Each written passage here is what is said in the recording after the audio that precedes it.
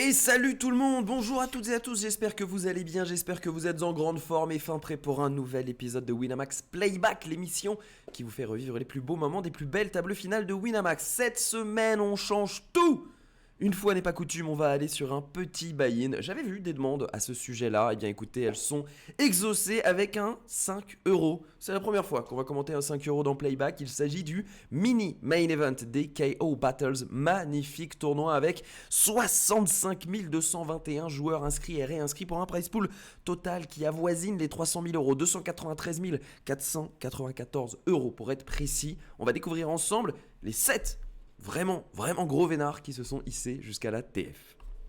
Allez, 7 joueurs donc, regardez-moi ce niveau de blinde complètement démentiel, 8 millions, 16 millions en T de 2 millions, on va jeter un œil avant de s'attarder sur les stacks, à l'échelle des prix, le payout, tout le monde est assuré de 2767 euros, ça va grimper jusqu'à 14 892 euros, c'est un tournoi knockout, quand vous éliminez un joueur, il y a une prime au-dessus des pseudos de chaque joueur, la moitié de cette prime vient sur votre bankroll Winamax, l'autre moitié s'ajoute à votre prime, le futur vainqueur remportera son bounty, en plus de tous ceux qu'il a déjà accumulés, ça fera une belle différence entre la première et la deuxième place. Tous ces joueurs ont déjà du coup bien rentabilisé leur tournoi en arrivant jusqu'ici. Et regardez comme ces stacks sont petits. Et oui, on a des joueurs à moins de 5 blindes. On a 3 joueurs à moins de 5 blindes. Sairis, on a Zuteficht, on a Diego Busto. Après, on a 9 blindes chez Pilate. On a 13 blindes pour Caniel, 15 chez Renardo et Polarized qui pour l'instant est loin devant avec 30 bébés. Et ça paraît énorme à côté des autres. En jetons, ça fait quand même beaucoup, 30 bébés. Ici, on est sur quasiment 500 millions de jetons. Et oui, ils ont dû cravacher pour arriver jusqu'à cette finale. On commence avec la 17e main de l'ATF. Ça va être un open shove de Pilate 9. Alors, il faut savoir, avant de regarder cette main, la dynamique des 16 premières mains de la finale était pas mal de petits vols de blindes. Évidemment, avec ces tapis-là, on a eu beaucoup de joueurs aussi qui sont partis all-in et qui n'ont pas trouvé de call en face. Précisément, dans cette situation, Renardo vient de faire tapis les 3 mains précédentes sans être payé et ici il se retrouve en big blind avec une paire de 5, Pilate 9 possède paire de 6 et 9,5 blindes, il fait tapis. Voilà, directement je vous pose la question, vous allez me dire dans les commentaires ce que vous auriez fait à la place de Renardo avec paire de 5. On se pose la question, regardez, on va bien sûr réfléchir avec l'ICM, l'Independent Chip Model, on sait que on n'a pas envie d'être éliminé avant les shorts qui ont 3 blindes, mais donc à la place de Renardo, on se doute que Pilate n'a pas envie de prendre des gros risques non plus. Le problème avec paire de 5, je pense, c'est qu'il n'y a pas énormément de mains qu'on domine dans la range adverse. Il va peut-être le faire avec 2-2, 3-3, 4-4, bien sûr, son tapis. Il va sans doute le faire aussi avec As-2, As-3, As-4. Mais j'ai l'impression qu'il n'a pas envie de prendre beaucoup de risques ici, Pilate. Et il va avoir beaucoup de mains contre lesquelles on est soit en coin flip, soit dominé.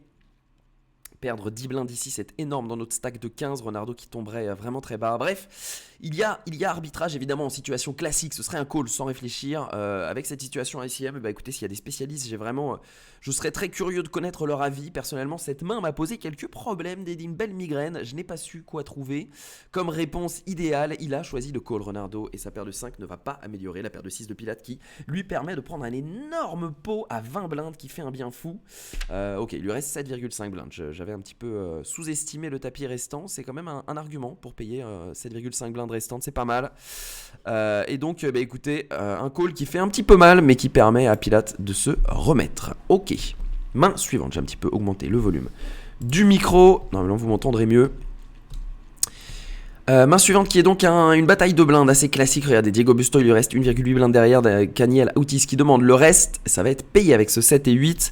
Il lui reste 2 blindes. Il a envie de prendre des risques et d'aller chercher un maximum d'argent au milieu avec l'argent mort. Vous voyez, c'est un tournoi écanté. Ouais, il y a quand même 2,4 blindes au début. Il doit rajouter 1,8 pour donc un pot qui en fera 4, attendez, je fais les petits calculs. 1,8, 3,6 qui fera 5, 6,1, 1,8 pour 6,1 avec 7 et 8. Ouais, il choisit de payer, écoutez, pourquoi pas. Il prend des risques et il va être récompensé. Diego Busto, je pense qu'il a intérêt à payer, effectivement, parce que tomber à 2 blindes, c'est un petit peu sacrifier ses chances de gagner le tournoi. Et vous le voyez, l'ICM ici est quand même assez dur avec lui. Il doit prendre des risques. Certes, il y a Zuteficht qui a 3,4 blindes, mais pour le reste, il était quand même très en danger. On voit que Sairis d'ailleurs a changé de statut. Il était tout à l'heure short stack avec 3 blindes. Il en a maintenant 11,2. Ça change aussi les dynamiques. Caniel qui, avec son As-10, évidemment avait un tapis très logique. Mais ce pot 6,5 blindes ne lui revient pas. Ça fait très mal. Ça aurait fait une belle différence pour la suite du tournoi de Caniel Autis. Diego Busto qui repasse à 6,5 blindes et met à 8. Vous le voyez, la main suivante. Allez, on va fold. Zut et Fichtre qui met tapis pour 1,5 blind, on va être payé par Saeri. C'est encore un double up ici. Très tranquille pour le short stack. Pour l'instant, ça ne se décante pas. 22 blindes alors qu'on avait vraiment plusieurs joueurs à moins de 5 blindes tout à l'heure. C'est incroyable qu'il soit toujours en vie sur cette finale. Open shove pour 4,26 blindes avec As-3. Ronaldo qui doit choisir de payer ou non. Alors, il doit payer quoi? Il doit payer 3,26 blindes pour un pot qui en fera 10. Il a donc du 1 pour 3,5. Il a besoin d'avoir 30% dans ce coup avec As-3, j'imagine qu'il les a car zut et fiche, on va faire tapis quand même avec pas mal de mains contre lesquelles on a de l'équité. Il a toutes les Broadway qu'il domine légèrement, Ronaldo. Compliqué encore ce spot, hein. Là j'aimerais bien avoir des spécialistes ICM pour me donner les décisions à la place de Ronaldo. En tout cas il va choisir de payer contre le As-Valet de Zut et Fichtre, pardon, et il est très dominé. Désespoir de split tout de même avec un 9, un 4. Et désespoir de gagner le coup avec un 3 tout simplement, et juste un 3, et c'est ce qu'il va faire avec ce magnifique 3 de pique pour Ronaldo, terrible 3 de pique pour Zut et Fichtre, qui va nous quitter en 7ème position, 2767 € et 319 € en bounty tout de même, plus de 3000 €, il a fait x600, son investissement initial, elle est très belle, bravo monsieur Zut et Fichtre, bravo à Ronaldo qui repasse très bien avec 14 blindes. Main suivante, open shove avec paire de roi de Caniel Autis.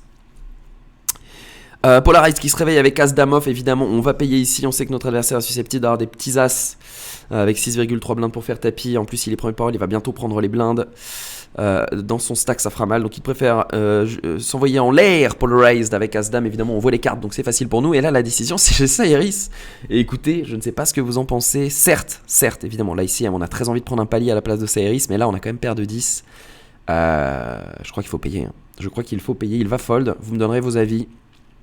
Il faut peut-être fold, hein, j'en sais rien, je me trompe peut-être, l'ICM c'est très compliqué. Qu'auriez-vous fait à la place de Saeris avec cette paire de 10? Est-ce que vous auriez pris les risques ou pas? Évidemment on sait qu'il a pris la bonne décision en se couchant. Polarize qui lui a payé va jouer ce coup à fond avec 28% de chance de l'emporter. On va trouver la dame qui ne change rien au flop, mais l'as turn en revanche fait très mal à Caniel Autis qui décidément n'aura pas eu de réussite après cet as 10 qui n'a pas gagné contre 7 et 8. Le voilà maintenant éliminé avec la meilleure main, paire de roi contre as dame. Toujours l'as aurait dit Pierre Calamusa, 26 blindes qui reviennent à Polarize. Et 3874 € et 302 € de bounty qui reviennent à Caniel Autis qui termine donc 6ème sur cette finale. On est 5 left et on va avoir un spot horrible avec 2,15 blindes. Diego qui n'en espérait pas plus que cet as-3 pour faire tapis. Le problème c'est qu'en face il y a tout simplement deux grands as pour payer. Polarize qui fait une victime un peu... presque, il s'excuse presque là de gagner ce coup avec As-As contre As-Roi, ça n'a aucun sens de se réveiller avec As-Roi et d'être battu ici avec deux blindes, mais Diego Busto devrait se contenter de 5424 € et 280 € en bounty. Ce n'est pas ce coup là qui était le plus intéressant, mais tout de même c'est terrible. On a une petite larmiche pour Diego qui porte bien son nom, il est Busto. Allez, main suivante en bataille de blindes, on va demander le reste à Saeris avec 5 et 6 de cœur. Polarized qui joue le 4, le 5, le 6 pour éliminer un nouveau joueur.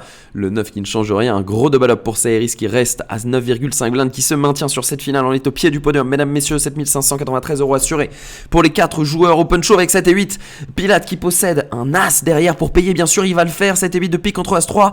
7 et 8 de pique pour l'instant qui est dominé par cet as qui est trouvé flop. Attention, on joue tout de même le 6, le 7, le 8. Non, c'est un 3 qui fait 2 paires pour Pilate 9 qui va s'envoler à 12 blindes et Saeris qui s'écrase lui à 1,7 blindes. Ça va être dur de revenir cette fois-ci, et ici il va tout mettre et en plus on se réveille avec deux grandes dames chez Pilate pour Ristil, c'est fold bien sûr de Polarized et on fait full immédiatement. Il n'y a pas de décision, il n'y a pas de tremblement. 4ème place donc pour Saeris qui termine avec 7593 € et 581 € en lot de consommation. Nous sommes sur le podium, Pilate, Ronaldo et Polarized. Le chip leader se nomme Pilate 9, très beau pseudo au passage.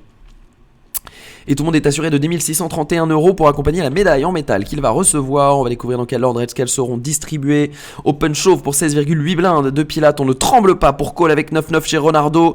Ronaldo qui tout à l'heure, souvenez-vous-en, avait perdu un coup crucial contre Pilate. C'était paire de 6 contre paire de 5. Et la paire de 5 cette fois elle est chez Pilate et il est dominé. Car la paire de 9 de Ronaldo va l'emmener au bout et lui permet de remporter cet énorme pot de 40 blindes à la 55e main. Pilate 9 éliminé. 10 631 € et 655 € en bounty. Ce sera heads up entre Polarized et Ronaldo, ce qu'on attendait. Au début de cette finale, ils étaient arrivés en tête en jetons sur cette TF. Ils sont désormais les derniers adversaires et survivants de ce mini main event à 5 €. Ronaldo qui va demander le tapis tout de suite de Polarized qui décide de payer avec un roi. Waouh, il s'est peut-être un petit peu emballé Polarized ici. Il a besoin d'améliorer. Il faut trouver un roi et rien d'autre qu'un roi. Il n'y en aura pas. Oula, c'est peut-être allé un peu vite là. Polarized qui est éliminé donc pour 14 883 euros et 1350 euros en bounty. Tout de même, elle est énorme et elle est très très belle cette performance. Et Ronaldo qui remporte donc 14 892 euros et 4386 euros en bounty pour un total de plus de 19 000 euros. Bravo monsieur, 19 000 euros remportés sur ce mini main event sur un simple buy-in à 5 euros. Est-ce que Paul Rice ne s'est pas un petit peu emballé avec ce roi 3 dépareillé? Vous me donnerez vos avis dans les commentaires de la vidéo. Très très beau victoire, donc très très beau vainqueur, très belle victoire, mais très beau vainqueur pour Ronaldo, que je salue au passage. Il était avec nous dans le chat pendant, je crois, le Culture Puck de mercredi dernier, et 19 000 euros pour 5 euros, c'est une superbe opération pour un très très beau tournoi que ce mini main event à 5 euros. On a hâte de découvrir le prochain vainqueur comme ça, surprise, d'un petit buy-in pour repartir avec 5 chiffres. Elle est très très belle. Bravo à tous les participants, bravo à tous les finalistes. Merci à vous d'avoir suivi ce petit playback. Il y avait beaucoup de situations ICM très intéressantes, c'est pour ça que j'ai choisi cette finale. Même si c'est un petit buy-in, il peut y avoir quand même des décisions qui demandent des lectures laser, des ajustements à la virgule. Vous me donnerez vos avis dans les commentaires si vous pensez qu'ils ont fait les bons plays ou non, si stratégiquement vous auriez pris d'autres directions que nos vainqueurs du jour. En tout cas, je vous invite comme d'habitude à vous abonner à la chaîne YouTube, à laisser un petit like à la vidéo, et je vous donne rendez-vous la semaine prochaine pour un nouvel épisode dont je suis sûr que vous serez le héros. Pour ça, je suis sûr que vous en aurez besoin. Je vous souhaite un gros good luck et à très vite sur Winamax TV. Ciao tout le monde.